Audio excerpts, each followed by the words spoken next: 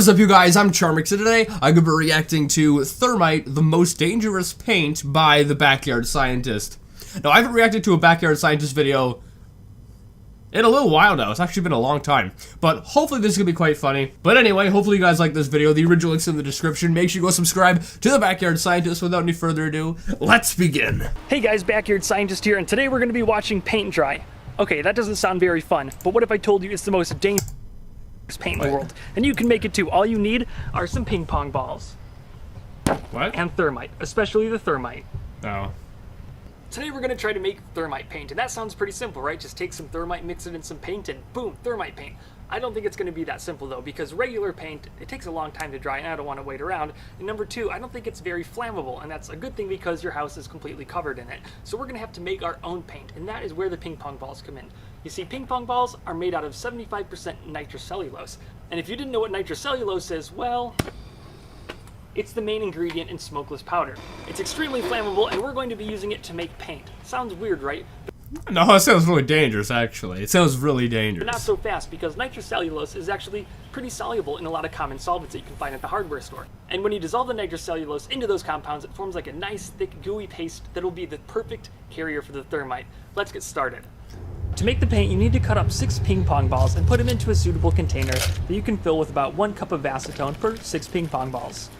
If you don't have ping pong balls, but you do happen to have single-base smokeless powder laying around, you can use that as a perfect substitute. Only about 5 grams for 300 milliliters also. Why do you expect that I would have these things? You can see that it is even more flammable than the ping pong balls. The problem is the ping pong balls don't really dissolve that easily, and when you try to stir them, it just kind of turns into a giant booger in the container. Ew. Instead of trying to mix it by hand, which would take a long time, trust me, I just took like an old piece of wire from a coat hanger and I bent the end a little bit, put it in a power drill, and then I can just mix it around like this. After about 10 minutes of off and on mixing, I think the mixture has sufficiently thickened so we can start adding the thermite. I don't know exactly how much to add, so I'm going to weigh it out and I'll let you know what amount works the best. Well, it looks like 500 grams of mixture was perfect, and that's great because I like the round number like that. Now let's homogenize those lumps and make the paint nice and smooth. Is this like a how-to video? I mean, is that the best idea? Giving people how-to videos on something that's probably not safe? Now that we've made all of this thermite paint, we need something to test it on, but watermelons aren't in season right now. But pumpkins are. You gonna paint a pumpkin? Now we're going to be painting a pumpkin. So you're going to want to take out your thermite black, and we're just going to paint a face on this pumpkin. Pumpkins can be happy too. So we're just going to make this a nice, happy little pumpkin. And then we're going to set him on fire. Is that the Bob Ross soundtrack in the background? It sounded like it. Alright, the little pumpkin dude is all dry and ready to go. I sprinkled a little bit of magnesium powder on top, so that should hopefully start the reaction. Let's try it. Oh boy. Oh boy. Here's the moment of truth, folks. Here's the moment of truth.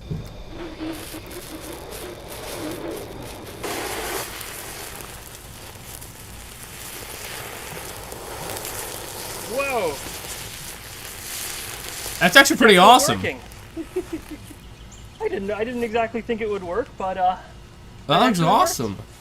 The next thing I want to try is this board, this piece of plywood that I've painted with about, I don't know, maybe 2 or 3 pounds of thermite paint. It's pretty thin layer, so I want to see if I set fire to one corner. How did you have that many pounds of thermite paint? You had a little tiny cup full. I don't think there was 2 to 3 pounds in a little tiny cup. If it can sustain itself all the way across the board, and if it produces enough molten material to melt through this cheap metal chair. And plus, I think it'll be friggin' cool, so let's test it out. Okay, let's see if this works.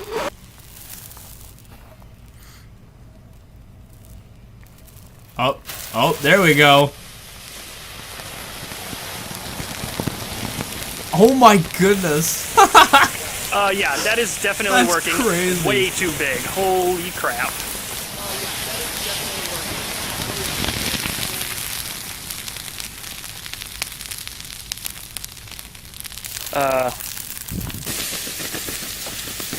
Well, it definitely looks like the board has been toasted, but actually, not really. It's fine. So it really just succeeded in charring the outside of the board, but it completely melted through the chair. Very cool test, and it worked great, but I'm still left wondering what are the practical applications of a thermite paint.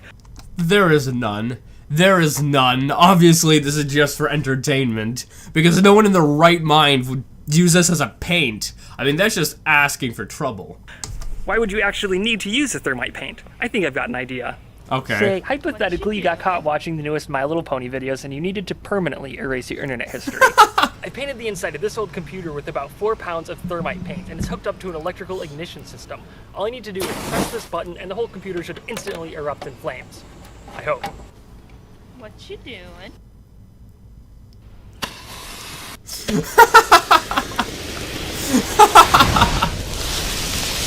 Okay, that's funny. That's funny. I'll give you that. That's actually pretty... That's actually pretty funny.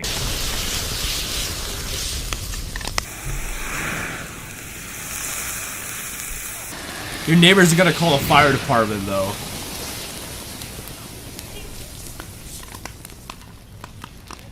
I'm gonna let that cool off and then let's take a look at the damage done to that computer.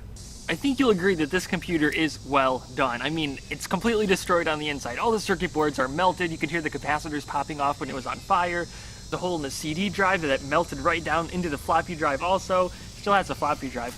But the interesting thing about this, though, is the hard drive is probably still fine. Even though it has molten metal all over it, I'm sure that if they really wanted to, somebody could get the data off of your hard drive. Well, then what was the point of doing this? Because that really didn't destroy any of the evidence. It didn't destroy any of the evidence. So, not that I need to tell you that this is a terrible idea and it would burn your house down, it probably wouldn't even work.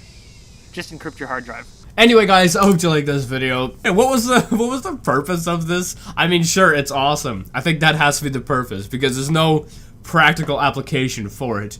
Even as he said, for, you know, destroying his computer, it would destroy it, but it still wouldn't even destroy the hard drive. And that's the part which has all the data, so I guess there was no point. Anyway, with that being said, if you did like this video, make sure you give it a thumbs up, possibly share with a friend if you're new, and subscribe to join the family today, and also make sure you go subscribe to The Backyard Scientist. And yeah, with that being said, I'll see you guys next time. Boop.